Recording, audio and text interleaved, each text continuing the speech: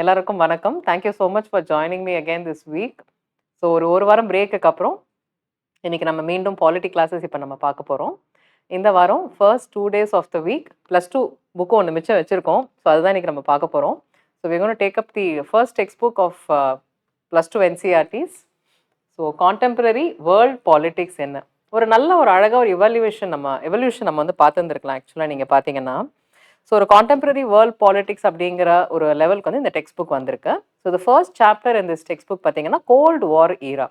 So ஒரு mild evolution 6, 7 and 8 நம்ம பார்த்தோம். அண்ட் 8th ஸ்டாண்டர்ட் பார்த்தோம், 9th 10th பார்த்துட்டு 11th கொஞ்சம் இன்டெப்த்தாக இருந்த மாதிரி இருந்திருக்கும். So we are just easing your way into the core polity classes which will start from Wednesday. திரு கணேஷ்குமார் அவர்கள் சார் வந்து உங்களுக்கு எடுக்க போகிறாங்க. ஸோ பை த டைம் நீங்கள் அதுக்குள்ளே போகும்பொழுது இது ஒரு நல்ல ஒரு ஃபவுண்டேஷன் இருக்கும் அப்படிங்கிறத நான் நம்புகிறேன். ஸோ மேஜர் பாயிண்ட்ஸ் இந்த லெசனில் என்ன கொடுத்துருக்காங்க, என்ன டிஸ்கஸ் பண்ணியிருக்காங்கன்னு பார்க்கலாம். So if you see human யுனிக்னஸ்னா என்ன அப்படிங்கிறத பற்றி பேசியிருக்காங்க. The kind of reason and ability to reflect on actions. So ஒரு ஃபண்டமெண்டல் ஒரு கொஸ்டின் என்ன, ஸோ ஒரு சொசைட்டிங்கிறது எப்படி ஆர்கனைஸ் ஆகிருக்கணும், சட்டத்தினுடைய அடிப்படை லிமிட்டேஷன்ஸ் என்ன, ஒரு பெஸ்ட் கவர்மெண்ட்னா எப்படி இருக்கணும், கவர்மெண்ட்டுக்கான நீட் என்ன, ஒரு ஸ்டேட் சிட்டிசன் ரிலேஷன்ஷிப் எப்படி இருக்கணும், பாலிட்டிக்ஸ்னால் என்னன்னு ஒரு டெஃபினிஷன்.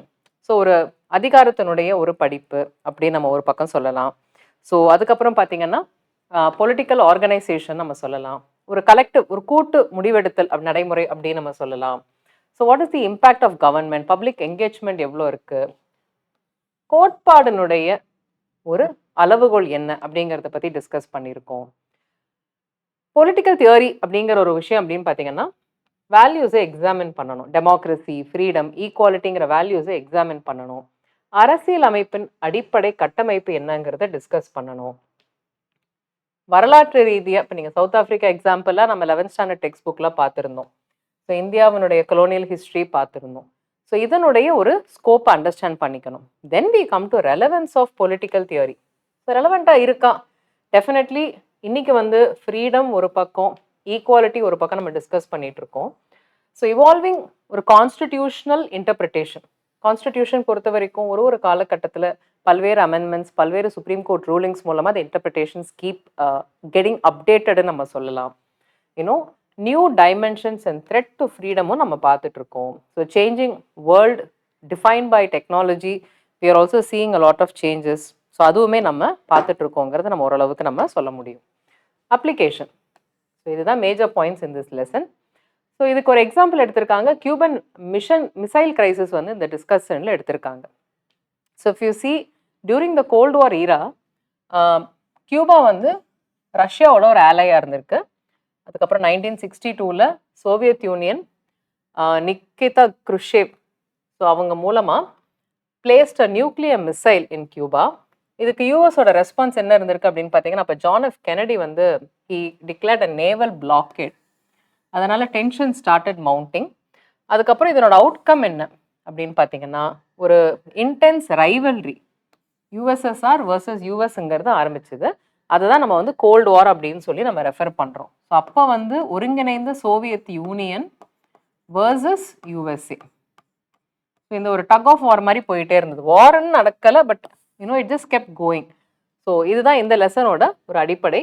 கோல்டு வாரோட ஒரு ஓவர்வியூ என்ன அப்படின்னு பார்த்தீங்கன்னா, யூஎஸ்னுடைய ஒரு லிபரல் டெமோக்ரஸிக்கும் கம்யூனிசம் சோஷியலிசம் பற்றி டிஸ்கஸ் பண்ண யூஎஸ்எஸ்ஆர்னுடைய ஒரு ஐடியாலஜிக்கும் இருந்த ஒரு மிகப்பெரிய ஒரு போராட்டம்னு கூட சொல்லலாம். கோயிங் பியாண்ட் தட் உலகப்போர். ஸோ ஒன்று ஐடியாலஜிக்கல் கான்ஃப்ளிக்ட்னு சொல்லலாம், இன்னொன்று உலகப்போர். 2ஆம் உலகப்போர் வந்து ஹிரோஷிமா நாகசாக்கி மேலே பாம் ட்ராப் பண்ணாங்க. ஸோ அதுலேருந்து ஸ்டார்ட் ஆன ஒரு பாயிண்ட்னு சொல்கிறாங்க. Global powers, logic of deterrence. So இப்போ நீங்கள் குளோபல் பவர்னு பார்த்தீங்கன்னா யூஎஸ் அண்ட் யூஎஸ்எஸ்ஆர் வந்து ஒரு பைபோலார் வேர்ல்டுன்னு நம்ம சொல்கிறோம் இல்லையா, இரு துருவங்களாக இருந்த ஒரு காலகட்டம். அதுக்கப்புறம் logic of deterrence, mutual assured ஒரு டிஸ்ட்ரக்ஷன். ஓகே, ஸோ இதில் என்னன்னா டைரக்ட் வார்ஃபேரை வந்து அவாய்ட் பண்ணுது. ஒரு சம்வேர் ஒரு த்ரெட் இருந்துகிட்டே இருக்குது, ஒரு டைரக்ட் வார்ஃபேர் வந்து அவாய்ட் பண்ண ஒரு விஷயத்த நம்ம இங்கே இப்போ நீங்கள் பார்க்கலாம். ஸோ இந்த ஐடியாலஜிஸ் ஒரு டைரக்டா ஆட்டம் பாம்பினுடைய ஒரு இம்பாக்ட்ல இருந்து வெளியில வராம கொஞ்சம் ஸ்லோவா இருந்ததுங்கிறத நம்ம பார்க்க முடியுது. ஸோ 2 பவர் பிளாக்ஸ் நம்ம பார்க்கலாம். அலையன்சஸ்ன்னு பார்த்தீங்கன்னா, you have western alliance and eastern alliance. USSR led Warsaw pact 1955. Western alliance பொறுத்த வரைக்கும் யூஎஸ் லெட் நாட்டோ 1949ல. அதர் அலையன்சஸ் பார்த்தீங்கன்னா SEATO and CENTO which are also backed by US. Smaller states வந்து என்ன பண்ணாங்கன்னா, ஒன்று தே கெப்ட் ஜாயினிங், இங்கேயா அங்கேயான்னு சொல்லிட்டு தே ஸ்டார்டட் ஜாயினிங். இதுதான் அந்த குளோபல் இம்பேக்ட். ஸோ இதில் நீங்கள் முக்கியமாக பார்க்க வேண்டிய கீவேர்ட்ஸ், வாட்ஸ்ஆப் பேக்னா என்ன, சியாட்டோனா என்ன, சென்டோனா என்ன, நாட்டோனா என்ன, எல்லாமே நார்தர்ன் அட்லாண்டிக் ட்ரீட்டி ஆர்கனைசேஷன், இதான் நாட்டோ. இன்னைக்கு ரஷ்யா உக்ரைனில் இருக்கக்கூடிய சில விஷயங்கள் கூட நாட்டோனுடைய எக்ஸ்பேன்ஷனால நடந்ததுங்கிறது ஒரு பக்கம் ஒரு வியூவாக கூட இருக்கு actually speaking. So what are the arenas, எங்கே நடந்துச்சு? அரீனானா ஏரியா. ஓகே, கான்ஃப்ளிக்ட் ஜோனுன்னு பார்த்தீங்கன்னா it was limited to Korea, Berlin and Congo. இதில் மீடியேஷன் அப்படிங்கிற ரோல் யார் பண்ணா அப்படின்னு கேட்டிங்கன்னா, India's role in Korean conflict and Congo crisis வந்து very huge. They did a lot of mediation. Arms control பொறுத்த வரைக்கும் test ban treaty, LTBT, non proliferation, nuclear non proliferation treaty, அதுக்கப்புறம் ஆன்டி பேலிஸ்டிக் மிசைல் ட்ரீட்டி, இதெல்லாம் நீங்கள் note பண்ணிக்க வேண்டிய keywords. இந்த மாதிரி பல்வேறு ட்ரீட்டிஸ் வந்து உருவாக வேண்டிய ஒரு சூழல் இருந்தது அப்படிங்கிறத நம்ம இதுல இருந்து புரிஞ்சுக்கலாம். So challenge to bipolarity அப்படின்னு பார்த்தீங்கன்னா, NAM very famously mooted by India. Third option for newly decolonised countries வந்து நான் அலைன்மெண்ட், எந்த பக்கமும் போகாமல் நடுநிலையாக இருந்தாங்க. இதனுடைய ஃபவுண்டர்ஸ் வந்து நேரு, டீட்டோ அண்ட் நாசர். இவங்களோட ஃபோக்கஸ் என்னன்னு பார்த்தீங்கன்னா, ஒரு நியூ இன்டர்நேஷ்னல் எக்கனாமிக் ஆர்டர் அதை சுற்றி ஒரு ஃபோக்கஸ் இருந்தது அப்படிங்கிறத நம்ம பார்க்க முடியுது. அண்ட் இந்தியா இந்த கோல்டு வார், இந்தியா என்ன பண்ணுச்சு இந்த கோல்டு வார் அப்போ அப்படின்னு பார்த்தீங்கன்னா, our policy was to stay non aligned. ஒன்று கிரிட்டிசிசம், மேஜர் கிரிட்டிசிசம் என்னன்னு கேட்டிங்கன்னா, so we were balancing but also we had a treaty with USSR. So balancing US and USSR வந்து ரொம்பவே டஃப். இன்னைக்கு வரைக்குமே India's like balancing its relationship with US and USSR separately. Relevance of NAM non align movement பார்த்தீங்கன்னா, it continued even after the post gold war. So இந்தியாவோட position பொறுத்த வரைக்கும் this is the clarity. So chapter 1 பொறுத்த வரைக்கும் what is gold வாருங்கிற ஒரு விஷயத்தை நம்ம பார்த்தோம். Now we are moving to chapter 2. அதனுடைய எக்ஸ்டென்ஷனாக தான் இருக்கும். எண்ட் ஆஃப் பைபோலாரிட்டி அப்படிங்கிற ஒரு விஷயத்தை இதில் பார்க்க போகிறோம். த சோவியத் சிஸ்டம் என்ன அப்படின்னு கேட்டிங்கன்னா, ஒரிஜின் ஆஃப் சோவியத் சிஸ்டம் பார்த்தீங்கன்னா 1917 உருவாகுது. ஸோ ஒரு சோஷியலிஸ்ட் ரெவல்யூஷன் ரஷ்யாவில் நடக்குது, ஒரு மிகப்பெரிய புரட்சி. அந்த புரட்சியின் ஒரு பின்னணியில தான் ஒரு சோஷியலிஸ்டிக் ஐடியல்ஸ் மூலமா ஒரு ஈகாலிட்டேரியன் சொசைட்டி உருவாக்கணும்னு சொல்லி உருவானது தான் யூஎஸ்எஸ்ஆர். ஆனால் 2ஆம் உலகப் போருக்கு அப்புறம் நீங்கள் பார்த்தீங்கன்னா, ஈஸ்டர்ன் யூரோப்பியன் கண்ட்ரீஸ் இருக்காங்க. யூரோப்லேயே வந்து ஈஸ்டர்ன் அண்ட் வெஸ்டர்ன் யூரோப்பியன் கண்ட்ரீஸ்ன்னு சொல்லலாம். They were all liberated by Soviet army. They came under USSR control. So ஒரு பெரிய பொலிட்டிக்கல் அண்ட் எக்கனாமிக்கல் சேஞ்ச் வந்து இந்த லேண்ட்ஸ்கேப்பில் உருவாகிறத நம்ம இங்கே பார்க்கலாம். இப்போ நீங்கள் பாலிட்டியில் இன்டர்நேஷ்னல் ரிலேஷன்ஸ்க்கு போன மாதிரி இருக்கும் இந்த text book actually speaking, which is also good according to me. You get an idea of international relations before you start in the core polity. Challenges என்ன அப்படின்னா, இந்த சிஸ்டம் எதுக்காக அந்த சோவியத் ரெவல்யூஷன் வந்து ஒரு இகாலிட்டேரியன் சொசைட்டி உருவாக்கணும்னு சொல்லி வந்தாங்களோ, finally the society became very bureaucratic and authoritarian, which is actually against egalitarian society. So என்ன ஆச்சு அப்படின்னா, ஒரு சிட்டிசன் சாட்டிஸ்ஃபேக்ஷன் கடைசியில் இல்லாமல் போயிடுச்சு. சுற்றி சுற்றி சுற்றி நீ ரெவல்யூஷனுடைய பாட்டம் வந்து இங்கே தான் வந்து நிற்கும். So citizen engagement, quality of life of a citizen, quality of citizenship, இதெல்லாம் சேர்ந்து தான் eventually it creates a good societal makeup. It could be through democracy or any other system. So disintegration எப்படி ஆச்சு, யூஎஸ்எஸ்ஆருங்கிறது எப்படி யூஎஸ்ஆ மாறுச்சு அப்படிங்கிறது நீங்கள் பார்த்தீங்கன்னா, internal weakness first reason. Second வந்து ரைஸ் ஆஃப் நேஷ்னலிசம். இந்த 2 காரணங்களால டிஸ்இன்டகிரேஷன் சீக்கிரமாகவே வந்தது. So consequences of disintegration, USSR வந்து ரஷ்யா அப்படிங்கிறத மாறுறதுனால ஏற்பட்ட முக்கியமான கான்சிக்வன்சஸ் என்னன்னு கேட்டிங்கன்னா, பனிப்போர். The cold war ended and lot of new small independent countries started emerging, and there is a global influence shift also towards a strong ஒரு யூஎஸ்ன்னு சொல்லலாம் initially at that stage. So இந்த 3 முக்கியமான விஷயங்கள் நடக்குது. So a strong country which disintegrates into smaller countries mean the power centers also shift. இதுதான் இதில் என்னன்னு கேட்டிங்கன்னா shock therapy in post communist reforms. Shock தெரப்பின்னா என்ன? நமக்கு தான் கொடுப்பாங்க, கண்ட்ரீஸ்க்குமே இது ஷாக் தெரப்பியா அப்படின்னு கேட்டிங்கன்னா எஸ். ஸோ ஷாக் தெரப்பியோட டெஃபினிஷன் என்ன, ஒரு எக்கனாமிக் ஷிஃப்ட் எப்படி ஏற்படுது, அதனுடைய கான்சிக்வன்சஸ் என்னங்கிறத நம்ம பார்க்க போகிறோம்.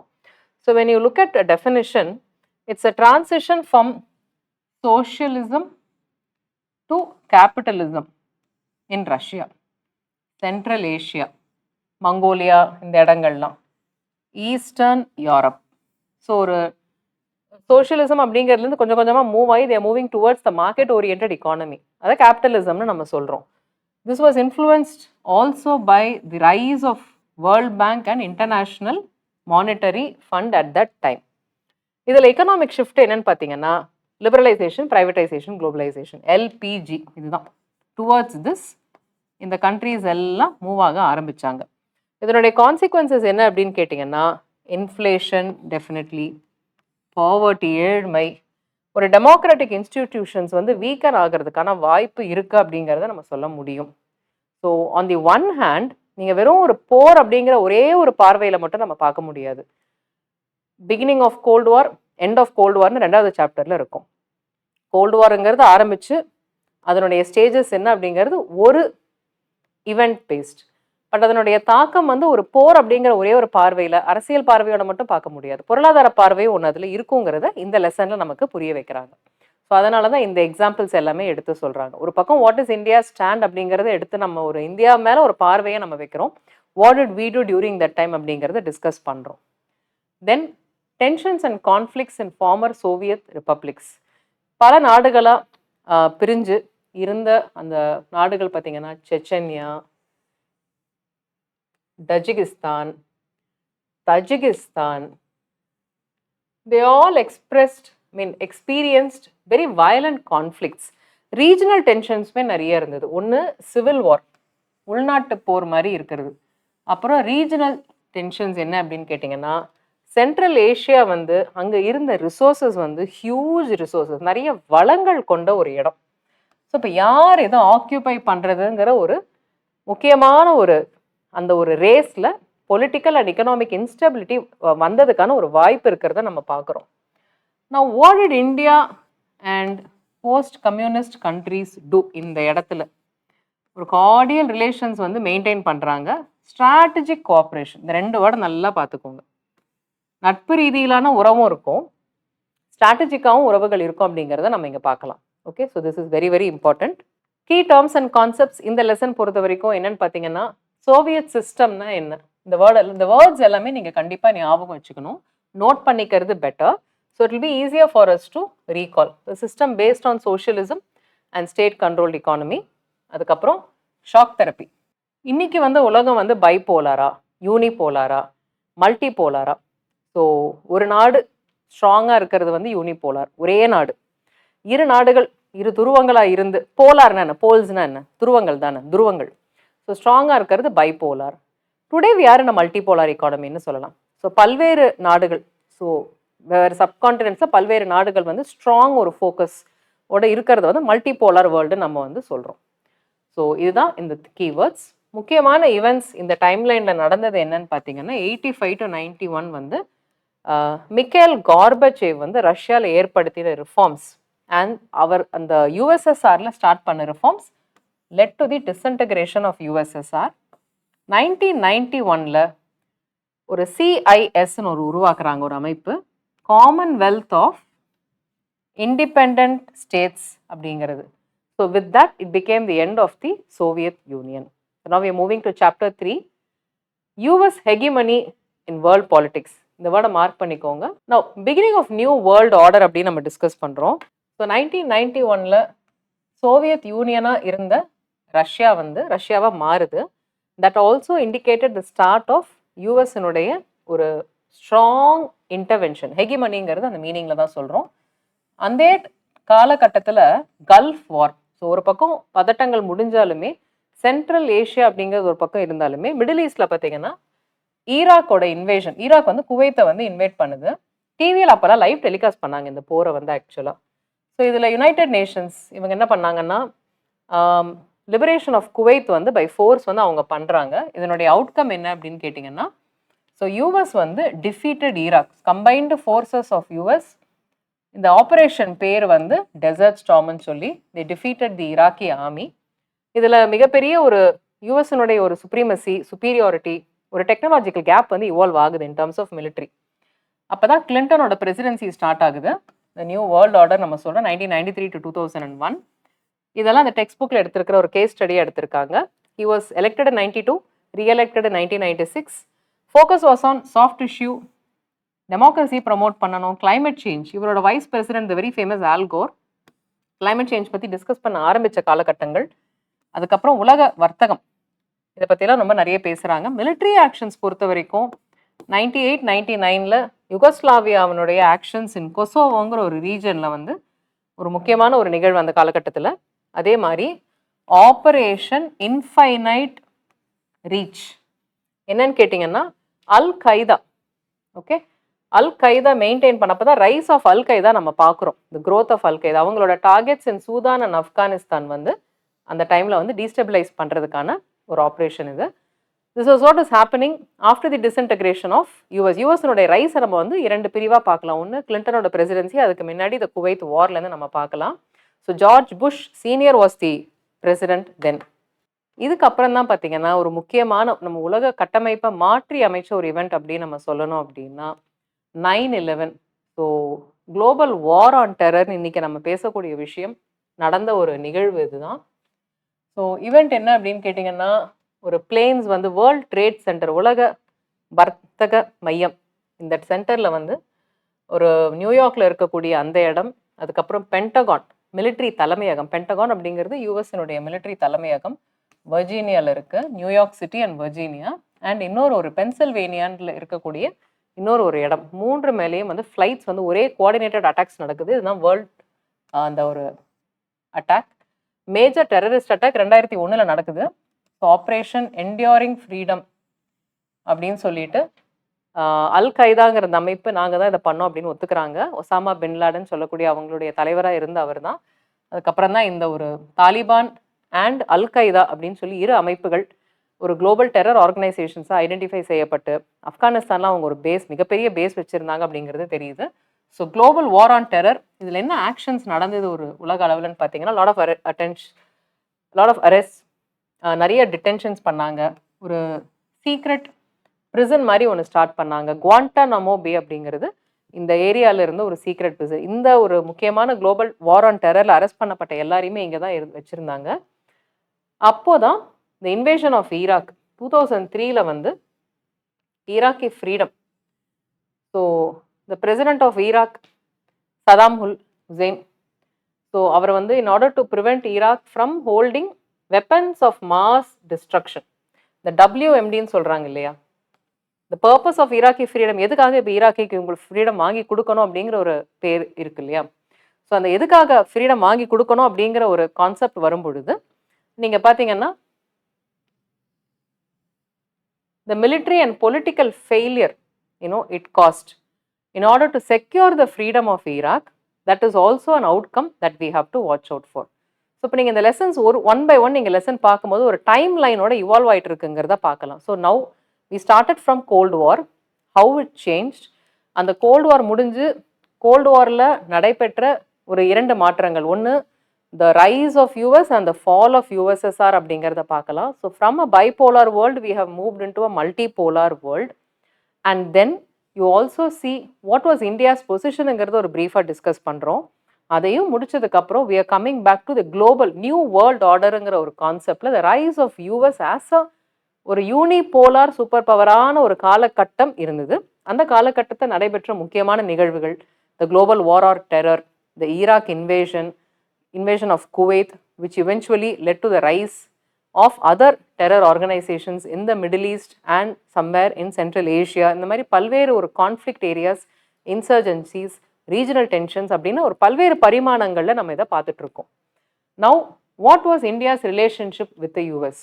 ஒரு ஒரு மிகப்பெரிய வளர்ச்சி அடைந்த நாடு, ஒரு மிகப்பெரிய ஜனநாயகமாக இருக்கக்கூடிய நாடு, மிக பழமையான ஜனநாயகமாக இருக்கக்கூடிய ஒரு நாடு US. So how during gold war also, during post the Cold War, and also before and after the global war on terror, how is India maintaining its relationship with US? So நீங்கள் வந்து UPSC பொறுத்த வரைக்கும் international ரிலேஷன்ஸில் நிறைய கேள்விகள் ப்ரிலிம்ஸ்லேயும் வருது and in the mains. In GS2 paper also you can C.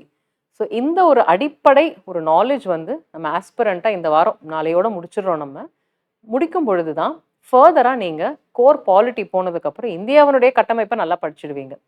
But after that, when you're looking at international relations, IR as a subject, even in GS2 mains, உங்களுக்கு வந்து international relations questions வந்து ஒரு 4-5 question கேட்டுடுறாங்க.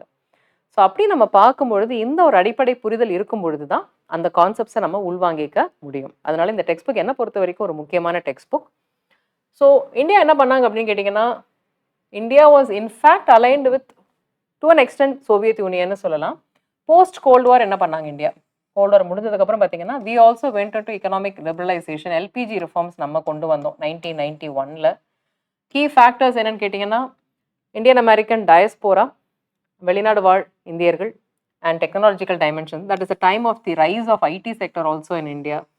Strategy நம்ம என்ன பண்ணோம்னா, maintaining distance, we also had convergence, we also had coalition leadership.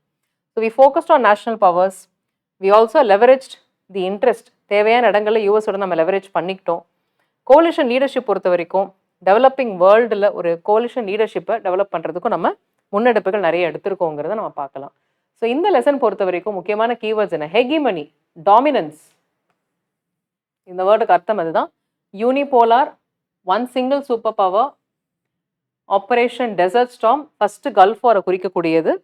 Operation infinite reach, யூஎஸோடைய cruise mile மிசைலோடைய ஸ்ட்ரைக்கை குறிக்கக்கூடியது. 9/11 செப்டம்பர் 11 அட்டாக்கை குறிக்கக்கூடியது. குவாண்டனாமோ பே, ஒரு secret prison for detainees of global war on terror, ஒரு சீக்ரெட் பிரிசன்னு சொல்லலாம். ஆப்ரேஷன் என்டியூரிங் ஃப்ரீடம், இதனுடைய ரெஸ்பான்ஸ் 9/11 அட்டாக்குக்கான ரெஸ்பான்ஸ். ஆப்ரேஷன் ஈராக்கி ஃப்ரீடம் வந்து invasion of Iraq. And pant wagon strategy, இந்த வேர்டு ஒரு இன்ட்ரெஸ்டிங் வேர்ட். ஸோ பெனிஃபிஷியரிஸை வந்து ஒரு ஹெகிமோனியல் சிஸ்டம், ஒரு டாமினன்ட் சிஸ்டம்ல இருந்து அந்த பெனிஃபிஷியரிஸை வந்து நம்ம எக்ஸ்ட்ராக்ட் பண்ணுறது தான் பேண்ட் வேகன் டெரிட்டரி. ஹைட் ஸ்ட்ராட்டஜின்னா என்ன? ஸோ டாமினன்ட் பவர்ஸ் கிட்ட இருந்து டிஸ்டண்ட்டாக இருக்கிறது. This what India followed, hide strategy. Soft பவர்னா என்ன? ஸோ த்ரூ கல்ச்சுரல், ஒரு கலாச்சார ரீதியிலான உறவுகள், ஐடியலாஜிக்கல் ஒரு உறவுகள் மெயின்டைன் பண்ணுறது தான் அதுக்கான அர்த்தம் சாஃப்ட் பவர் அப்படின்னு சொல்கிறது. Now we are moving on to chapter 4. So what were the alternative centers of power? Was US the only country in the world? Definitely not. Was US completely unipolar in the entire world? Definitely not. So இந்த ஒரு discussion வரும் பொழுது, so what were the other centers of powerங்கிறது ஒரு நல்ல ஒரு டிஸ்கஷனாக இருக்கும். Okay, so let's see what are the other centres of power in the world. இந்த சாப்டர் அதுதான் டிஸ்கஸ் பண்ணியிருக்காங்க. ஆல்டர்னேட்டிவ்ஸ் பார்த்தீங்கன்னா, ஒன்று we started seeing today, we all know European Union அப்படின்னா என்ன நம்ம எல்லாருக்குமே தெரியும். ஸோ அந்த காலகட்டத்தில் ஃபார்மேஷன் ஆஃப் யூரோப்பியன் யூனியன் வந்து ஒரு மிகப்பெரிய ஒரு லேண்ட்மார்க் எவெண்ட்டாக பார்க்கலாம்.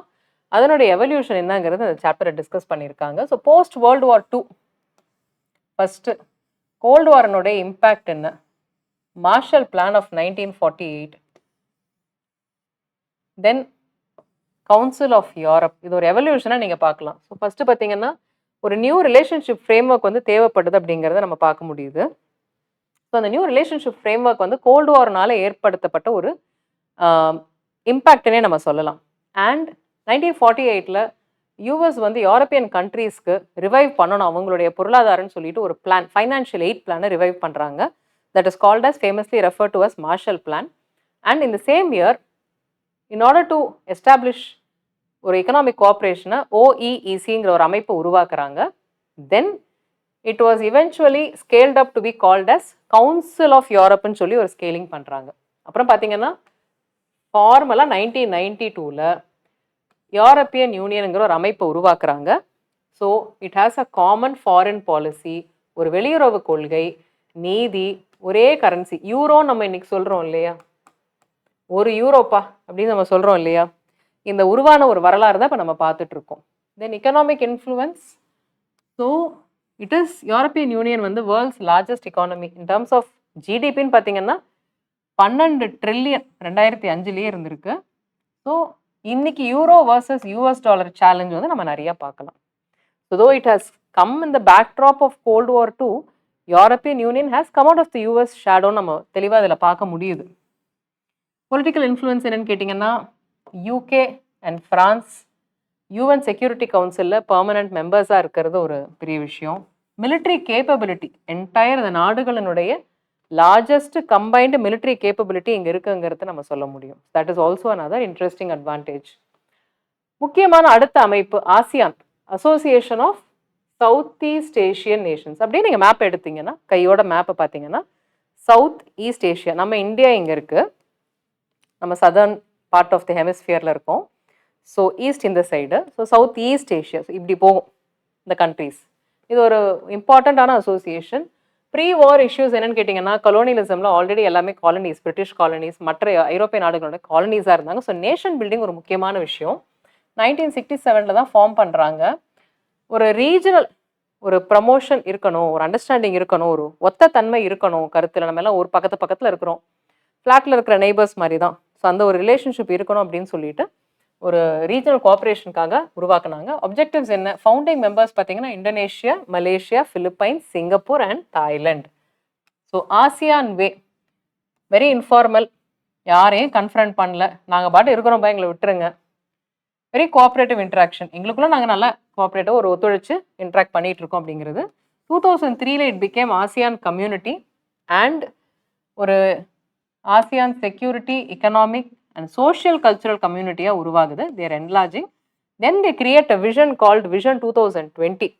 தே ஃபோக்கஸ்ட் ஆன் ரீஜனல் ஸ்டெபிலிட்டி, ஒரு நல்ல ஸ்திரத்தன்மை, பொருளாதார வளர்ச்சி, அதுக்கப்புறம் கலாச்சார ரீதியிலான வளர்ச்சியையும் ஃபோக்கஸ் பண்ணுறாங்க. They also had lot of regional and global relations. So ஒரு நாடுகளுக்குள்ள உறவு, பைலாட்ரல் ரிலேஷன்ஸ்ன்னு சொல்கிறோம் இல்லையா, ட்ரைலாட்ரல், பைலாட்ரல். நீங்கள் வெறும் நம்ம இந்தியாவினுடைய ஒரு உறவுகள் அப்படின்னு பார்க்கறத தாண்டி உலக நாடுகள் அப்படின்னு பார்க்கும்பொழுது அதனை கட்டமைச்ச பல்வேறு நிகழ்வுகள் தான் இந்த டெக்ஸ்ட் புக்கில் மெயினாக நம்ம பார்க்குறோம். ஸோ சர்வதேச உறவுகள் அப்படிங்கிறது it's important part of U UPSC preparation.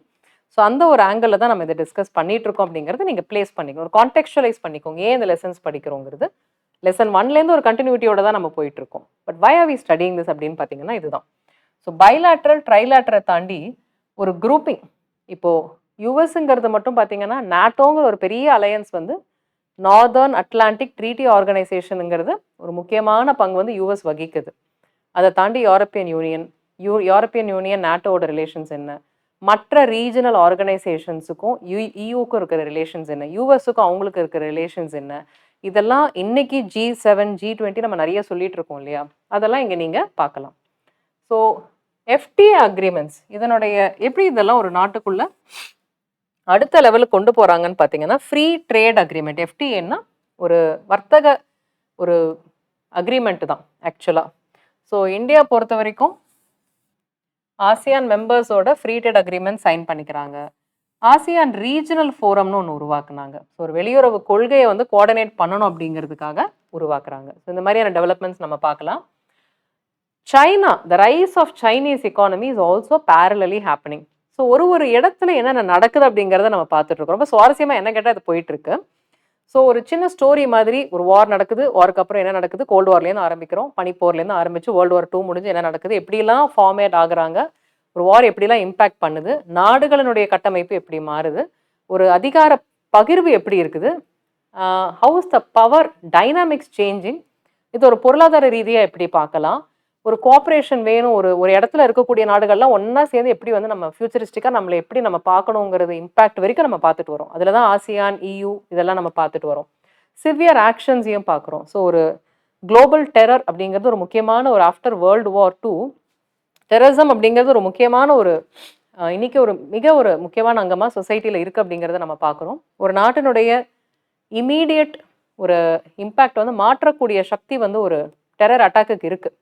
In terms of social, economic and political. So சைனாவோட எக்கானமி என்ன ஆகுதுன்னு பார்த்தீங்கன்னா, post 1949 today China is one of the most multipolar world நம்ம சொல்லிட்டோம். It is also dominated by China. So initial stages based on Soviet model தான். Actually communist மாடலை follow பண்ணக்கூடிய model தான். Then they started relying on resources. Open door policy 1978 உருவாக்குறாங்க. Special economic ஜோன்ஸும் they encourage a lot. So foreign investments attract பண்ணுறதுக்காக இந்த ஒரு open door பாலிசியை இந்த ஒரு ஓப்பன் டோர் பாலிசிக்கு போகிறாங்க.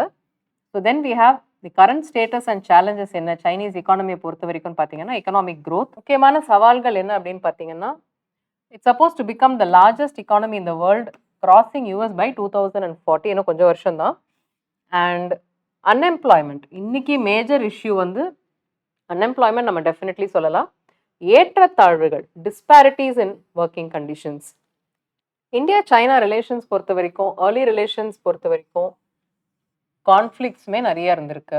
ஒரு கார்டியல் ரிலேஷன்ஸ் தான் இருந்திருக்குன்னு சொல்லலாம். ஹிந்தி, சீனி, பாய் பாய் அப்படின்லாம் இருந்திருக்கு. Then 1950 take over of Tibet, 1962 war வந்து ஒரு முக்கியமான டெவலப்மெண்ட்ஸாக நம்ம பார்க்கலாம். டிப்ளமேட்டிக் டெவலப்மெண்ட்ஸ் என்ன, நார்மலைசேஷன் எஃபர்ட்ஸ் கண்டிப்பாக நடந்திருக்கு. During Rajiv Gandhi's visit in 1988 strategic and economic டைமென்ஷன்ஸ்லேயுமே ஒரு ஆன்கோயிங் எஃபர்ட்ஸ் வந்து பார்டர் இஷ்யூஸ் நிறைய இருக்குது இந்தியா சைனாவோட இன்னைக்கு வரைக்கும் இருக்குது. இதை பண்ணுறதுக்காக நம்ம ட்ரை பண்ணிட்டு இருக்கோம். ஸோ முக்கியமான வேர்ட்ஸ், யூரோப்பியன் யூனியன்னா என்ன, மார்ஷல் பிளான்னா என்ன, OEEC organisation for European economic cooperation, ஆசியான்னா என்ன, ஆசியான் வேன்னா என்ன, ஓப்பன் டோர் பாலிசி இது சைனாவோடது, ஸ்பெஷல் எக்கனாமிக் ஜோன்ஸும் ஸ்டார்ட் பண்ணது இவங்க தான். யூரோனா அந்த கரன்சி நாணயத்தினுடைய பெயர். ஷெங்கன் அக்ரிமெண்ட், ஷெங்கன் அப்படிங்கிறது ஷெங்கன் வீசான்னு சொல்லுவாங்க. இப்போ நீங்கள் யூரோப் போகணும் அப்படின்னா ஒரு வீசா வாங்கினா போதும், ஷெங்கன் வீசான்னு சொல்லுவாங்க. ஸோ அந்த அபாலிஷ்ட் ஒரு international border controls within the EU. அதுக்கப்புறம் Treaty of Maastricht. Okay, so established the European Union as you can see. Contemporary South Asia எப்படி இருக்குது அப்படிங்கிறது தான் சாப்டர் 5 நம்ம பார்க்க போகிறோம். So we talked about US, we talked about Europe, ASEAN பற்றி கூட பேசிட்டோம், சைனாவோட ரைஸ் பற்றி டிஸ்கஸ் பண்ணியிருக்கோம், இதனுடைய பேக்ட்ராப் என்ன, கோல்டு வார், அதெல்லாம் நம்ம டிஸ்கஸ் பண்ணோம். பட் சவுத் ஏஷியா இதுதான் இந்தியா இருக்கக்கூடிய இடம். Okay, India, Pakistan, Myanmar, Bangladesh, இதெல்லாம் தான் நம்ம சவுத் ஏஷியான்னு சொல்கிறோம், Nepal. So really big countries, these are all considered as South Asia. So பாகிஸ்தானுடைய நிலைமை என்ன, ஃபர்ஸ்ட் வில் டேக் இந்த டெக்ஸ்ட் புக்கில் இந்த லெசனில் இருக்கிற அதே ஆர்டரில் தான் நம்ம போகிறோம். ஸோ ஒரு பேசிக் ஹிஸ்ட்ரி ஆஃப் பாகிஸ்தான் பற்றி நமக்கு சொல்லியிருக்காங்க. Both God independence very identically August 14th and August 15th. அதை பற்றி நம்ம நேஷனல் மூமெண்ட்லேயே நீங்கள் படிக்கிறீங்க, ஹிஸ்ட்ரிலேயே நம்ம படிக்கிறோம், பாலிட்டிலேயே நம்ம ஓரளவுக்கு அதை பற்றி நம்ம படிக்கிறோம் in terms of making of கான்ஸ்டிடியூஷனில். So first general Yahya Khan due to desanctification ஒரு மிலிட்ரி ரூல் வந்து நிறைய தடவை இருந்தது அப்படிங்கிறதுக்கான ஒரு வழிமுறைகளை இந்த லெசனில் டிஸ்கஸ் பண்ணுறாங்க. இந்தியா பொறுத்த வரைக்கும் இது வரைக்கும் மிலிட்ரி ரூல் இது வரைக்கும் வந்தது கிடையாது. We recently celebrated our 78th Independence Day, 78 ஆண்டுகள். So happy 78th to India too. But ஆனால் இது வரைக்கும் ஒரு மிலிட்ரி பவர் வந்து ஒரு democratically elected government, no matter whether they got the mandate or not, அவங்கள ஓவர் பவர் பண்ணி ரூலுக்கு வர வேண்டிய கட்டாயம் இவ்வளோ பெரிய பாப்புலேஷனில் இருக்கிற கண்ட்ரியில் கூட இது வரைக்கும் வரல. which is saying something for the way the democracy and the polity has worked so far. So Pakistan எடுத்துக்கிட்டிங்கன்னா this is the case history. So 2001 வரைக்கும் இப்பயும் கூட suddenly in Pakistan, in Bangladesh, in Myanmar, இதெல்லாம் நீங்கள் ரொம்ப ஃப்ரீக்வெண்ட்டாக பார்க்குறோம். military overpowering, in the name of providing democracy and then doing all this. Challenges அப்படின்னு பார்த்தீங்கன்னா பாகிஸ்தான் பொறுத்த வரைக்கும் ஒரு ஸ்டேபிள் டெமோக்ரஸி எஸ்டாப்ளிஷ் பண்ணுறதுல மிகப்பெரிய ஒரு சவாலாக இருக்கக்கூடியது and frequent military interventions. So இது வந்து ஒரு முக்கியமான விஷயமா நம்ம பார்க்க வேண்டியிருக்கு. இந்தியா பொறுத்த வரைக்கும் Kashmir is one of the major unresolved issues. So இது வரைக்கும் 47, 48, 1965, 1971 we had wars. Of course Kargil war again we had, Pulwama அட்டாக்குமே நம்ம சொல்லலாம். ஸோ சியாச்சன் கிளேஷியர் பொறுத்த வரைக்கும் ஒரு டிஸ்அக்ரிமெண்ட் இருக்குது. சர்க்ரீக் ஏரியாங்கிற ஒரு ஏரியா, இதில் ஒரு டிஸ்அக்ரிமெண்ட் இருக்குது. வாட்டர் ஷேரிங்கில் டிஸ்அக்ரிமெண்ட் இருக்குது. சரியான ஒரு பார்டர் டிமார்கேஷன் ப்ராப்ளம் வந்து இந்தியா சைனாவோட நமக்கு நிறைய இருக்குங்கிறத சொல்லலாம். That seems to have dominated the entire relationship. It has affected most of the relationships. நமக்கு சாஃப்ட் பவர்னு சொல்லக்கூடிய த்ரூ ஸ்போர்ட்ஸ் கூட நம்மளால அதை ரிவைவ் பண்ணுறதுக்கு கஷ்டப்பட்டுட்டு இருக்கோம். பங்களாதேஷ் பொறுத்த வரைக்கும் பார்த்தீங்கன்னா originally part of Pakistan 1971 India ஒரு முக்கியமான காரணம் பங்களாதேஷோட இண்டிபெண்டன்ஸ்க்கு. போஸ்ட் இண்டிபெண்டன்ஸ் பங்களாதேஷ் எப்படி இருக்கு, இப்போ எப்படி இருக்கு அப்படிங்கிறத தாண்டி இந்த லெசன்ல அப்போ 1971 அப்புறம் எப்படி இருக்குங்கிறத டிஸ்கஸ் பண்ணியிருக்காங்க. we all are aware of what happened in Bangladesh very recently. ஒரு கான்ஸ்டிடியூஷனை அடாப்ட் பண்ணாங்க. that constitution also emphasized secularism, democracy and socialism. very similar to India நம்ம சொல்லலாம். military rule again இங்கேயுமே கிட்டத்தட்ட பாகிஸ்தான் மாதிரி ஒரு ஷேப்பிங் இருந்ததை நம்ம சொல்லலாம். ஸோ டெமோக்ரஸி ரிட்டர்ன், ஒரு frequent military intervention and democracy மாறி மாறி வர்றதை நம்ம இங்கே பார்க்க முடியுது. நேபாள் பொறுத்த வரைக்கும் the transition from a Hindu kingdom, Nepal வந்து ஒரு ஹிந்து கிங்டமாக இருந்தது, டு அ கான்ஸ்டிடியூஷனல் மொனார்கி. இதுதான் அந்த டிரான்சிஷன். அதுக்கப்புறம் பார்த்தீங்கன்னா then they move to democracy, finally pure democracy 1990 and in 2006. இதுதான் நேபாள் பொறுத்த வரைக்கும் இருக்கக்கூடிய ஒரு சுச்சுவேஷன். ஸ்ரீலங்கா பொறுத்த வரைக்கும் all these are democratic countries தான், நம்ம இல்லைன்னு சொல்லவே இல்லை. நிறைய ஒரு எத்தனிக் கான்ஃப்ளிக்ட், எத்தனிக்னா இனங்கள், பிட்வீன் த சின்ஹலீஸ் சிங்கள மக்கள் அதுக்கப்புறம் தமிழ் மக்களிடையே அந்த பாப்புலேஷன் இடையே ஒரு எத்தனிக் கான்ஃப்ளிக்ட் வந்து ஒரு primarily we identify Sri Lanka with that. So இதில் வந்து எல்டிடின்னு சொல்லக்கூடிய ஒரு செப்பரேட்டிஸ்ட் மூவ்மெண்ட் வந்து ஒரு தமிழ் ஸ்டேட் எஸ்டாப்ளிஷ் பண்ணணுங்கிறதுக்காக உருவான ஒரு அமைப்பு. அண்ட் இந்தியா இனிஷியலி இன்டர்வீன்ட், அதுக்கப்புறம் later they withdrew. Eventually Sri Lankan government வந்து டிஃபீட்டட் தி எல்டிடிஇ. ஒரு internal insurgency war, civil war நிறையா நடந்துச்சு.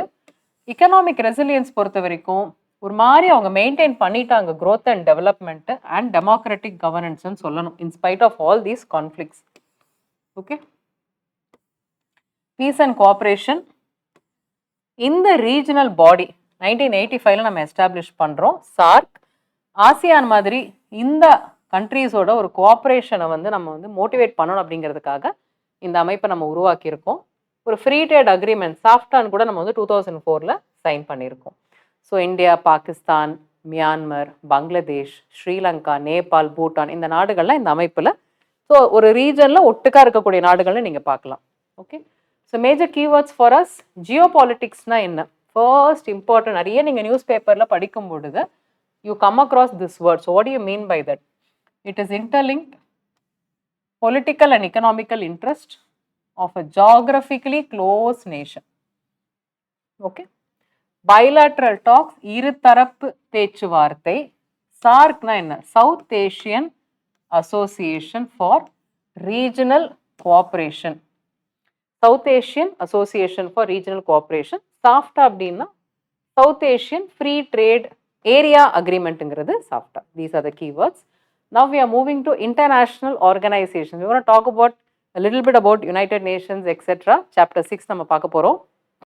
So I think League of Nations அப்படின்னு சொல்லிட்டு World War II அப்புறம் வந்த ஒரு அமைப்பு. ஃபைனலி 1945 ஐக்கிய நாடுகள் சபைன்னு உருவான இந்த அமைப்பு. So it's successor of League of Nations. So ஒரு ஆஃப்டர் த வேர்ல்டு வார் ஒரு மேமத் இம்பேக்டுக்கு அப்புறம் ஒரு இன்டர்நேஷ்னல் கான்ஃப்ளிக்டை ப்ரிவென்ட் பண்ணணும், ஒரு நல்ல ஒரு கோஆப்ரேஷன் வந்து நம்ம ப்ரமோட் பண்ணணுங்கிறதுக்காக உருவான அமைப்பு. இதில் ஒரு பாதுகாப்பு குழு, செக்யூரிட்டி கவுன்சில் இருக்குது, 5 permanent members. India very famously rejected the seat. இப்போ நம்ம வேணும்னு கேட்குறோம், they said no, non alignment மூவ்மெண்ட்டில் நம்ம இருந்ததுனால we will not be part of எனிதிங்னு சொல்லி நம்ம சீட்டு வேண்டாம்னு சொல்லிட்டு. இல்லைன்னா originally India had the seat. India also did not object to China getting a permanent membership. அப்போது வார் நடந்துட்டு இருக்கும் பொழுது India did not raise an objection. 1962 backdrop அந்த war அந்த சமயத்தில். So very sadly, unfortunately we lost out on that. These are the 5 permanent members. Population wise India இல்லாமல் இருக்கிறது எந்த வகையிலுமே நியாயம் இல்லை, நம்ம கேட்கவே கூடாது. You're discussing about the world where nearly 150 crore people are sitting in one country and they don't have a voice in the Security Council permanently. We have to get elected in the non-permanent members. இதில் என்னென்னா veto powers இருக்குது. They can reject. ஒரு resolution உருவாகணும் அப்படின்னா ஒரு country வேணான்னு சொல்லிட்டு அந்த ரெசல்யூஷன் தீர்மானத்தை நீங்கள் கொண்டே வர முடியாது. ஸோ இப்போ செக்ரட்டரி ஜென்ரல் அப்படிங்கிறவங்க தான் யுஎன்னுடைய ஒரு தலைமை பொறுப்பில் இருக்கக்கூடிய மோஸ்ட் ப்ராமினன்ட் ஒஃபீஷியல். 10 மெம்பர்ஸ் வந்து நான் பெர்மனன்ட் மெம்பர்ஸ் ஒரு 2 இயர் டேர்ம்ஸ் ரொட்டேஷனில் எலெக்ட் ஆகணும். India tries to get elected. இது கீழே தான் World Health Organisation, United Development Programme, United Nations Human Rights Commission, UNHCR, இந்த மாதிரி பல்வேறு அமைப்புகள் யுனைடெட் நேஷன்ஸுங்கிற ஒரு அம்ப்ரெல்லா பாடி கீழே இருக்கு. அண்ட் கோல்டு வார்க்கு அப்புறம் என்ன ரிஃபார்ம்ஸ் வந்தது? நிறைய ரிஃபார்ம்ஸ் தேவைப்பட்டுச்சு. ஸோ ஒரு ஸ்ட்ரக்சரல் சேஞ்சஸ் தேவைப்பட்டுச்சு. ஸோ யூஎன்னுடைய ஒரு ரோல் வந்து ரொம்ப இம்பார்ட்டண்ட்டாக இருந்தது நம்ம சொல்லலாம். 1992 there was a major resolution. என்னன்னு கேட்டிங்கன்னா 1997ல் கோஃபி அன்னான் அவர்கள், so he initiated a lot of reforms under his leadership at the helm in UN. criteria for new members, புதுசாக உறுப்பினர்கள் சேரணும் அப்படின்னா major economic military power, significant UN budget கான்ட்ரிபியூட்டராக இருக்கணும், ஒரு டெமோக்ராட்டிக் கண்ட்ரியாக இருக்கணும், கமிட்டட் டு ஹியூமன் ரைட்ஸாக இருக்கணும். இதெல்லாம் முக்கியமான ஒரு க்ரைட்டீரியாவாக பார்க்கப்படுது. ஜூரிஸ்டிக்ஷன் பொறுத்த வரைக்கும் 2005 மீட்டிங்கில் என்ன சொல்கிறாங்கன்னு கேட்டிங்கன்னா, ரெலவெண்ட் ஆக்கணும் யூஎன் ஃபஸ்ட்டு திங் அப்படிங்கிற ஒரு முக்கியமான விஷயம். இந்தியா அண்ட் யூஎன் பொறுத்த வரைக்கும் India is a major part of UN. Restructuring of யூஎன்க்கு நிறைய சப்போர்ட் பண்ணாங்க. முக்கியமான சேலஞ்சஸ்ன்னு கேட்டிங்கன்னா இண்டோ பாக் ரிலேஷன்ஸ், ஒரு nuclear capability with some countries and all. They started questioning India's inclusion in UN. But India advocated for expansion of security council, ரொம்ப முக்கியமாக, ஏன்னா லார்ஜஸ்ட் டெமோக்ரஸி ஆல்சோ. பட் இதனால கொஞ்சம் போச்சு. ஒரு யூனிபோலார் வேர்ல்டில் how do you see UN, UN versus USA அப்படிங்கிற ஒரு பார்வைக்கு வந்துருச்சா அப்படின்னு நம்ம கேட்கலாம். ஓகே, ஸோ யூஎன் பொறுத்த வரைக்கும் they struggle to balance US power and as the largest financial contributor also US has a big hold over UN நம்ம சொல்லலாம். ஸோ அதர் இன்டர்நேஷ்னல் ஆர்கனைசேஷன்ஸ் நீங்கள் நிறைய படிச்சிருப்பீங்க. உலக வங்கி, world bank, IMF, international monetary fund, இவங்க என்ன பண்ணுவாங்கன்னு கேட்டிங்கன்னா குளோபல் ஃபைனான்ஷியல் இன்ஸ்டிடியூஷன்ஸை மானிட்டர் பண்ணக்கூடிய ஒரு சுப்பீரியர் பாடியாக நம்ம இதை பார்க்கலாம். World Bank provides lot of loans and grants to developing countries, ஒரு முன்னேற விளையக்கூடிய நாடுகள்னு சொல்லக்கூடிய வளர்ச்சி அடையணும்னு நினைக்கிற நாடுகளுக்கு பல்வேறு வகையான உதவிகளை கடன்கள் மூலமாகவும் மானியங்கள் மூலமாகவும் உலக வங்கி வழங்கிட்டு இருக்கு. India has been a major beneficiary of world bank.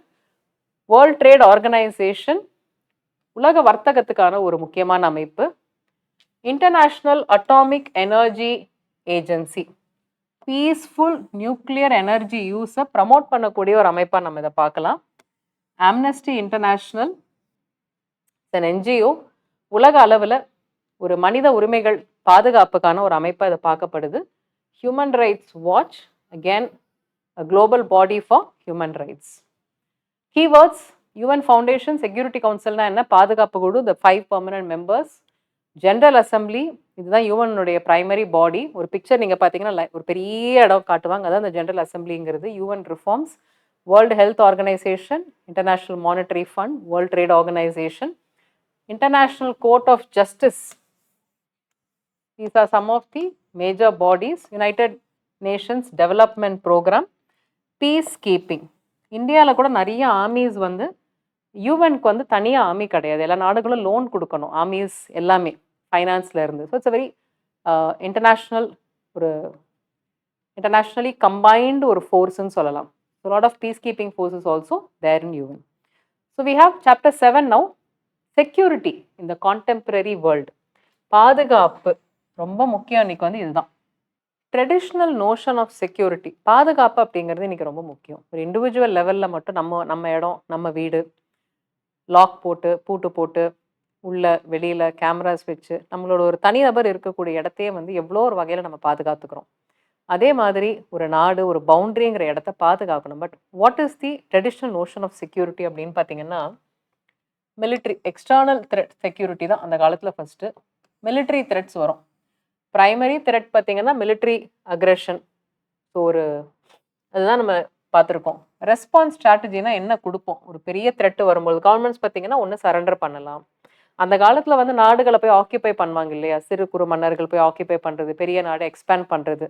இதே போல தான் ஈவன் ஆஃப்டர் தி மொனார்கிங்கிறது ஒன்று முடிஞ்சு போய் democracy, various forms of governments வந்து உலக அரங்கில் பல்வேறு நாடுகளில் வந்திருந்தாலும் தட் எக்ஸ்பான்ஷனிஸ்ட் மைண்ட் செட் வந்து குறையலை. கிட்டத்தட்ட மன்னராட்சி முறையில இருந்து காலத்துல இருந்தே இருக்குது, ஆதி காலத்துல இருந்து அதே மைண்ட் செட் தான் இருக்குதுங்கிறத நம்ம சொல்லலாம். இன்னைக்கும் இருக்கா அப்படின்னு கேட்டிங்கன்னா டெஃபினெட்லி. லேண்டே இல்லைனாலும் சவுத் சைனா சி மாதிரி கடல்ல மண்ணை போட்டு லேண்டை ஒரு பக்கம் உருவாக்கி அது மூலம் அந்த இடத்த வந்து டாமினேட் பண்ணக்கூடிய ஒரு பார்வை. ஒரு பக்கம் நீங்கள் மிடில் ஈஸ்ட் ஏஷியாவில் பார்த்தீங்கன்னா they create land and they make it useful for economic purposes. அப்படி ஒரு பார்வையை நம்ம பார்க்க வேண்டியிருக்கு. And balance of power, alliance building, இதுதான் ஒரு traditional way of managing security.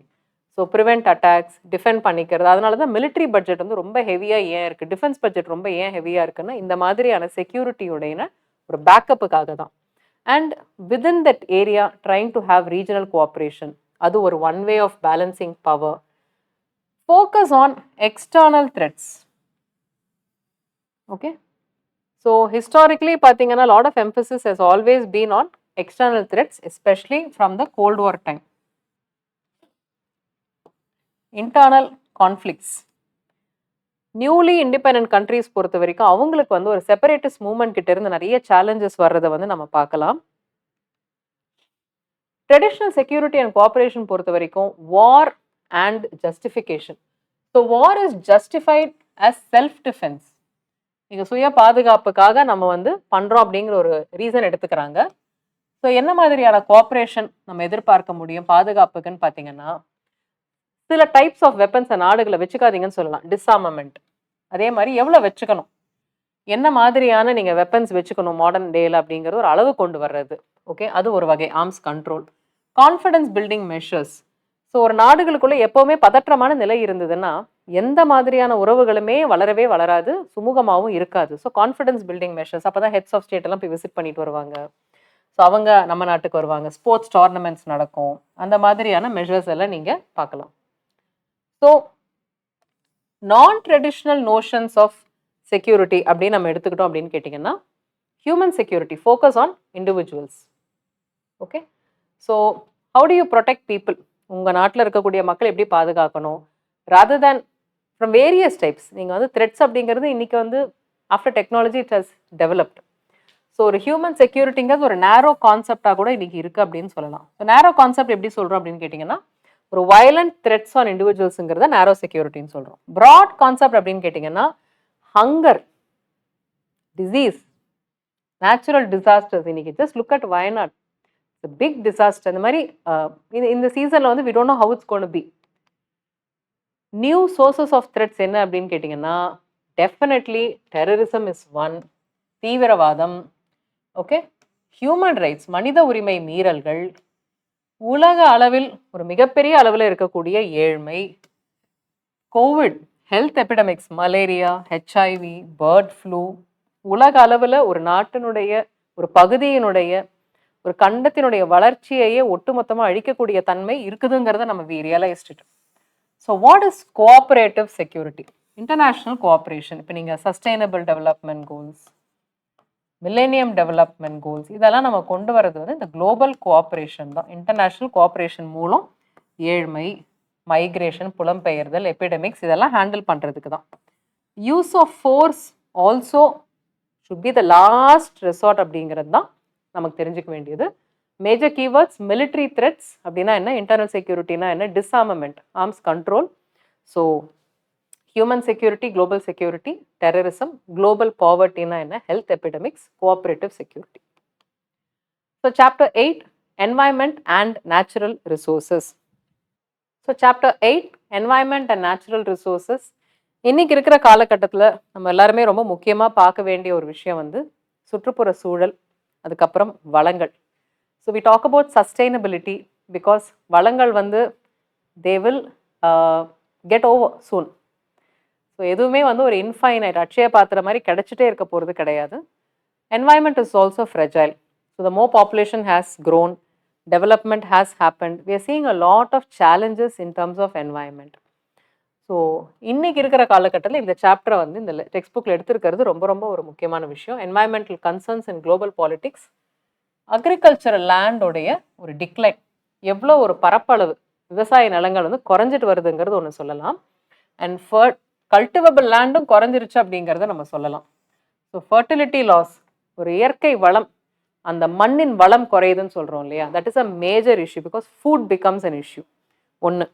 Then biodiversity, இதனுடைய லாஸுமே ஒரு பெரிய விஷயமா நம்ம பார்க்கலாம். So ozone depletion, coastal pollution இந்த இடத்துல நீங்கள் எக்ஸாம்பிளாக எடுத்துக்கலாம். ஸோ ஒரு deforestation, ozone depletion are major reasons for this. Political nature of environment issues, climate சேஞ்சுன்னு ஒன்று இருக்கா இல்லையாங்கிறதே ஒரு பெரிய விஷயமா இருக்குது.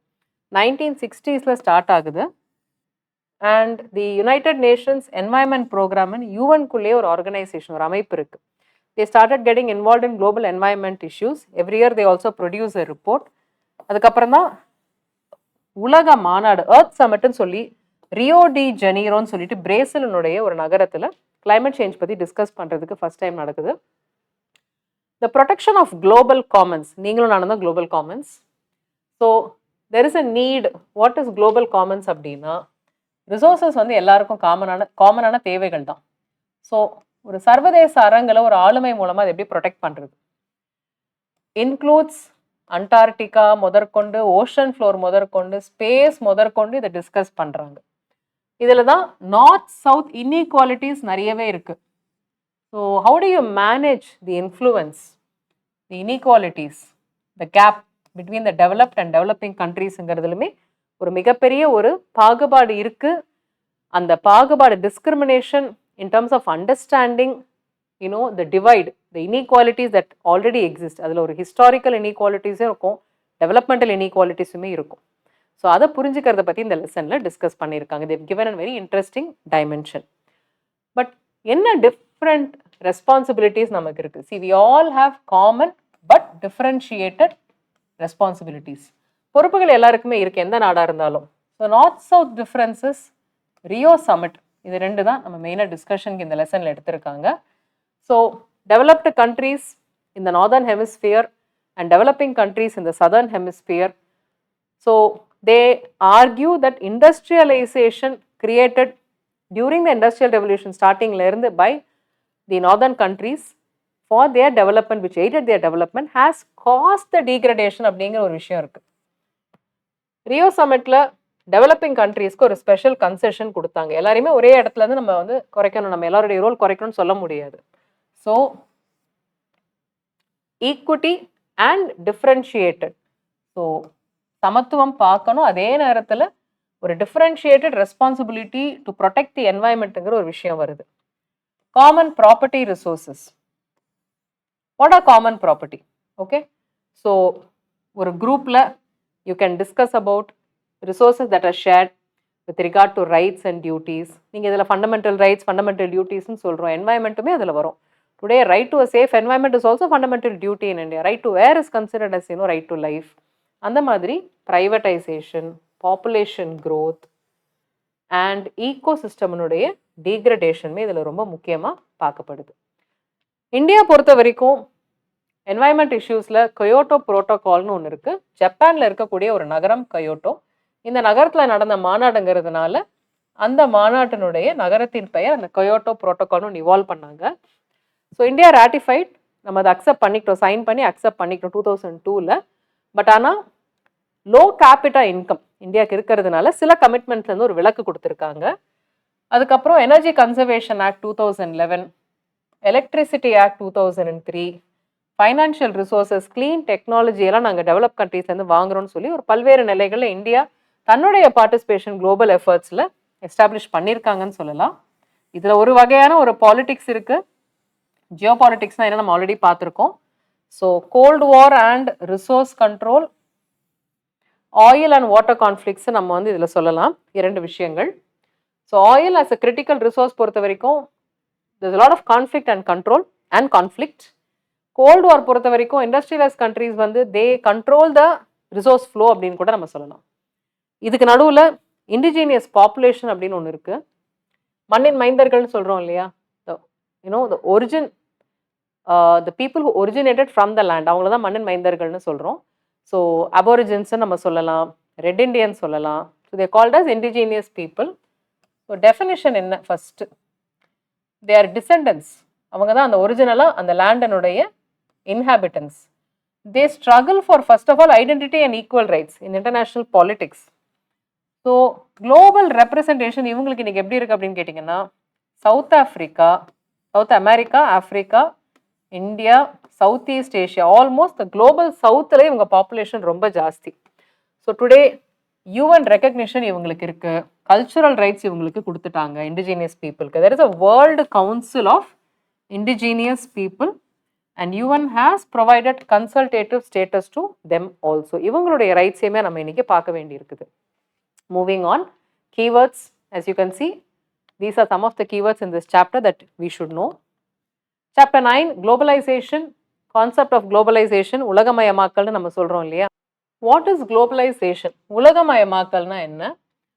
It can be flow of ideas, commodities, பொருட்களா இருக்கலாம், ஐடியாஸா இருக்கலாம், people across the world இருக்கலாம். ஒரு மல்டி டைமென்ஷனல் கான்செப்ட், ஒரு அரசியல் தன்மை, பொருளாதார தன்மை, கலாச்சார தன்மையோட பார்க்கறது தான். இதில் பாசிட்டிவ் அண்ட் நெகட்டிவ் ஆஸ்பெக்ட்ஸ் ரெண்டுமே இருக்கு. இதோட கோர் ஐடியா என்ன நம்ம பார்க்கலாம். So it can bring lot of benefits, but also it has adverse effects on பீப்புளுங்கிறது ஒரு விஷயம் இருக்கு. தி எசன்ஸ் ஆஃப் குளோபலைசேஷன் எங்க இருக்கு அப்படின்னு கேட்டிங்கன்னா, இன்டர் கனெக்டட்னஸ் அப்படிங்கிற ஒரு விஷயத்துல தான் எசன்ஸ் ஆஃப் குளோபலைசேஷன் நம்ம பார்க்க முடியும். இதனுடைய காரணிகள் என்ன? ஒன்று டெக்னாலஜிக்கல் அட்வான்ஸ்மெண்ட், இன்னொன்று பார்த்தீங்கன்னா இன்டர் கனெக்டட்னஸ் நம்ம சொல்லலாம். So what are the consequences of globalization? பொலிட்டிக்கலாகவும் பார்க்கலாம், எக்கனாமிக்கலாகவும் பார்க்கலாம், கலாச்சார ரீதியாகவும் பார்க்கலாம். ஸோ பொலிட்டிக்கல் கான்சிக்வன்சஸ் என்ன அப்படின்னு ஃபர்ஸ்ட் நம்ம பார்க்கலாம். Erosion of state capacity, market dominance, state resilience, என்னென்னு ஒன்று ஒன்றா பார்க்கலாம். ஸோ குளோபலைசேஷன் பொறுத்த வரைக்கும் பொலிட்டிக்கல் கான்சிக்வன்சஸ் அப்படின்னு எடுத்துக்கிட்டிங்கன்னா, தோ அபிலிட்டி ஆஃப் கவர்மெண்ட்ஸ், ஒரு நாட்டினுடைய உள்நாட்டு விவகாரங்களை கண்ட்ரோல் பண்ணுறதுக்கான ஒரு அபிலிட்டி, ஒரு மினிமலிஸ்டிக் ஸ்டேட்டை உருவாக்கக்கூடிய ஒரு விஷயம், ஒரு தன்மை, மார்க்கெட் டாமினன்ஸ். ஸோ தி கேபிட்டலிசம்னு நம்ம சொல்ல முடியாது, but market orientation, they become the primary determinant of all these priorities.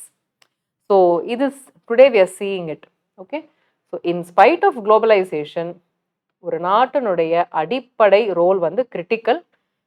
And globalization and technology can only enhance the state capacity-ங்கிற ஒரு நிலை தான் இன்னைக்கு நம்ம வந்திருக்கோம். So what are the economic consequences of globalization? So actors in globalization யார் யாரு? Multiple actors, international institutions, World Bank, International Monetary Fund. Powerful nations are also part of globalization. US, China, Japan, France, UK-ன்னு சொல்லலாம். Economic flows-னா என்ன? Debates-னா என்ன இதில்? Economic flows அப்படின்னா ஒரு பொருளாதாரவில் மிகப்பெரிய ஒரு எக்ஸ்சேஞ்சஸ் நடக்குதுங்கிறத நம்ம சொல்ல முடியும். சிலதெல்லாம் voluntary, some are enforced by global powers. இதுவுமே உலக மயமாக்கல்ல ஒரு விளைவுன்னு நம்ம சொல்லலாம். அண்ட் எக்கனாமிக் குளோபலைசேஷன் பொறுத்த வரைக்கும் நிறைய டிபேட்ஸ் இன்னைக்கு வந்தாச்சு. Okay, it benefits only a few. Multinational corporations வந்து ஒரு new colonization, new wave of காலனைசேஷனை உருவாக்கிட்டாங்கன்ற ஒரு விஷயத்த நம்ம சொல்கிறோம். கலாச்சார ரீதியாக என்ன மாதிரியான கான்சிக்வன்சஸ் இருக்குது அப்படின்னு பார்த்தீங்கன்னா, கல்ச்சுரல் ஹோமோஜனைசேஷன். எல்லாமே ஒன் அப்படின்னு இருக்க முடியாது இல்லையா? யூனிஃபார்ம் கல்ச்சரை வந்து புஷ் பண்ணுதோங்கிற ஒரு கன்சர்ன் இருக்குது. Cultural diversity also on the other hand it enhances cultural diversity by offering new சாய்ஸஸ்னுமே நம்ம சொல்லலாம்.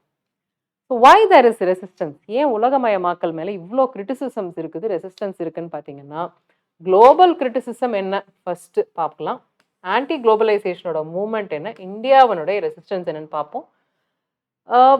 ஏற்றத்தாழ்வுகளை ஜாஸ்தி ஆக்கிடுச்சுங்கிற ஒரு குறை இருக்கு.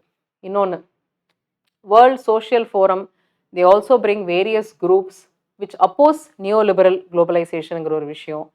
இன் இந்தியா ரெசிஸ்டன்ஸ் பொறுத்த வரைக்கும் லெஃப்ட் விங் பொலிட்டிக்கல் பார்ட்டிஸ் கிட்ட இருந்தும் ரைட் விங் கல்ச்சுரல் கன்சர்வேட்டிவ்ஸ் கிட்ட இருந்தும் எதிர்ப்பு வந்ததுங்கிறத நம்ம பார்க்க முடியுது. Key points, dual nature of globalization, இரு துருவம் இருக்குது அப்படிங்கிறத நம்ம சொல்லலாம். ஒன்று, it can enhance trade, create jobs. It can also lead to job loss, economic and income inequality and cultural homogenization. ஒரே மாதிரி ஒற்றைத்தன்மையை உருவாக்குது அப்படிங்கிறதா homogenization. Technological and historical roots, technological advances, வரலாற்று ரீதியான பல்வேறு காரணிகள் வந்து ஒரு உலகமயமாக்கலுக்கான வளர்ச்சியை எய்ட் பண்ணியிருக்க நம்ம சொல்லலாம். ஸ்டேட் வர்சஸ் மார்க்கெட், யூபிஎஸ்சியில் இதில் ஒரு சிலபஸ் ஆக்சுவலாக state versus market. It often shifts the power from இந்த நாடுகள் கிட்ட இருந்து ஒரு மார்க்கெட்ஸ்க்கு எடுத்துட்டு போகுது. Markets which we mean the stock market அப்படின்னு நம்ம சொல்லலாம். But still states play a major ரோலுங்கிறத நம்ம இல்லைன்னு சொல்ல முடியாது. Major keywords globalization, erosion of state capacity. These are some of the major keywords in this lesson. So thank you so much, my dear aspirants, for joining. Today we had a very quick class, ஒரு overview of the events post the Cold War. So contemporary world எப்படிங்கிறத நம்ம இன்னைக்கு பார்த்தோம். So thank you so much for joining me. Tomorrow we'll have one more session with which I'll be finishing winding up the NCERT textbooks, and so looking forward to meeting you again in tomorrow's class.